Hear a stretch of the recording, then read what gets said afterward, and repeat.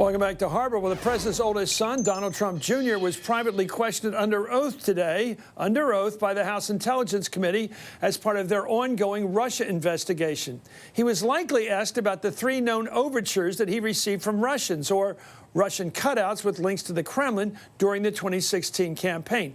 They include a conversation with a former Russian Senator, Alexander Torshin, at a private NRA dinner in May of last year, a June 9th campaign meeting with Russians at Trump Tower, and the messages he exchanged with WikiLeaks in September. It also comes after NBC News reported yesterday that, according to the Russian lawyer in that June meeting, Trump Jr. actively solicited dirt on the Clinton Foundation. In other words, he wasn't just hearing her out, as he said in the past. This is now the second time Trump Jr. has been grilled about Russia on Capitol Hill. And after he spoke before the Senate Judiciary Committee this past September, Senator Chris Coons issued a rather cryptic statement saying that material false statements to Congress are criminal, suggesting that the senator believed Jr. wasn't telling the whole truth. I'm joined now by Democratic Congressman Denny Heck of Washington State, who sits on the House Intel Committee, and Betsy Woodruff, who covers Russia for the Daily Beast and is an MSNBC political analyst. Congressman, there seems to be a big shift in what Donald Trump Jr. has said about that meeting in June. First of all, he's sort of in there. You hear the Russians might have something to give them. And then it's, you got anything on Hillary and how much money she's getting from the Russians? A totally different slant, if not change of subject about what's going on. He was the one trying to get the dirt on Hillary.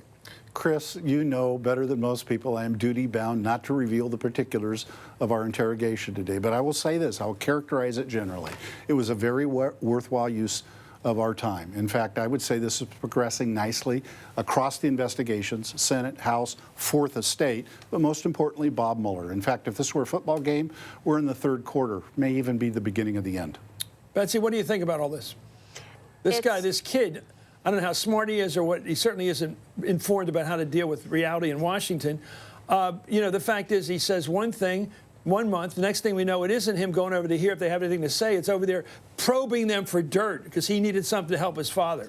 Don Jr. seems to have the same habit that a number of folks in Trump's inner circle have, which is this propensity either to selectively forget things that should have been quite memorable, like, for instance, asking a Russian Kremlin-linked operative to share information with you that would have damaged your father's political opponent. But this isn't just Don Jr. This is a number of very powerful people in the Trump administration who we see engaging in this kind of selective amnesia, not to mention the Attorney General, Jeff Sessions, who's seeming to have trouble remembering conversations he has with Russian officials. Jared Kushner had to try nearly half a dozen times to list all his foreign contacts for him to get a security clearance. Don Jr. is not alone when it comes to this very complicated relationship with the truth. We're just using our powers of discernment, us three sitting here, you being an elected member of Congress, using our powers of discernment. Would there be a different order of magnitude for a person in a political campaign in the United States talking to a foreigner who has other interests, other foreign interests, to ask them anything you want to talk about, as opposed to going into the room and say, do you have anything of useful value for my candidate to win, such as dirt on his opponent?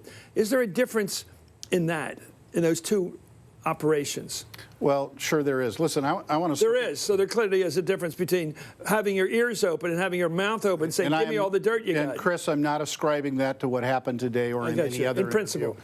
But I will say this as well, not, again, ascribing it today. If I had a nickel for every time I've heard a witness say, I do not recall, I could retire on the interest earnings. Is it credible that they have such weak memories? Oh, Jeff Sessions does it all the time. It's completely without credibility. If you look at the body of evidence here, there's no question about it. Chris, there's a reason why there are now 2 convicted felons in the inner circle and 2 more who are under indictment. There's a reason why it was revealed this week. More indictments are coming. There's a reason why the Mueller investigation is literally now in the White House interviewing people immediately surrounding the president. They're 1 step away from the president. Again, a speculation. Why would a presidential campaign that was intent on trying to begin some rapprochement, some coming together with the Russian government to avoid a second Cold War, why would they be hiding that if that was their grand ambition? Well, isn't that the question of the week? Yeah. Why did any of these people lie? Why did they keep lying? Question of the year in the last 2 years. And also today, members of the House Oversight Committee have raised new concerns about Michael Flynn's involvement in a private U.S.-Russian business proposal to build nuclear power plants in the Mideast. Remember that one? Building power plants for nuclear work down in the Mideast, Russian deal. Well, according to ranking member Elijah Cummings, an unnamed whistleblower told his committee in June that General Flynn assured a former business partner, quote, that U.S. sanctions on Russia that could block that nuclear project would be ripped up once Trump was inside the White House. According to the whistleblower, just 11 minutes into, you're watching at the inauguration, 11 minutes into that inauguration where Trump was yelling about the size of the crowd, as president, Flynn texted his former partner during the inaugural ceremony itself, saying that the deal was, quote, good to go. As Congressman Cummings summarized in a letter to the committee chair, our committee has credible allegations that President Trump's national security advisor sought to manipulate the course of international nuclear policy for the financial gain of his former business partners. Cummings delayed releasing this information until now at the request of the special counsel. Congressman, this is like, I'm a smoking gun, whatever. But here you have a guy up there. He can't wait to text, hey, we got money coming our way. This is a big deal for all of us. We got our guy sworn in now, so now we're going to make some money on it. Do you understand? You mentioned Mueller, Robert Mueller. Is he looking at the possibility of a criminal enterprise here by the Trump people? Well, of course he is. Look. A criminal enterprise aimed at making money. Well, listen, we have no eyes in on the Mueller investigation, and appropriately so. There's a firewall separating their work from our work. But listen, anybody who wears an orange jumpsuit, the currency of the realm is cigarettes. It'll be interesting to check Mr. Flynn's cell, fast forwarding at the point at which he begins serving his term. Remember, we're now talking about a convicted felon, right, punishable by up to 5 years in prison. Yes, but he'll get less than that if he talks. If he flips bigger fish. Yeah. And isn't that the reason why? Let me go back here to Betsy, because, you know, I've been trying to learn this. I don't have any real big presumptions about where this case, except I do believe Mueller will get it. There's something there, he'll get it. I do have confidence in that. And if Trump has something to hide, he'll find it. I believe that. I don't know what it is, but there's something he's been hiding all along. And my other question is, was there money involved? Were a lot of these people, including the president's sons, out there for the buck?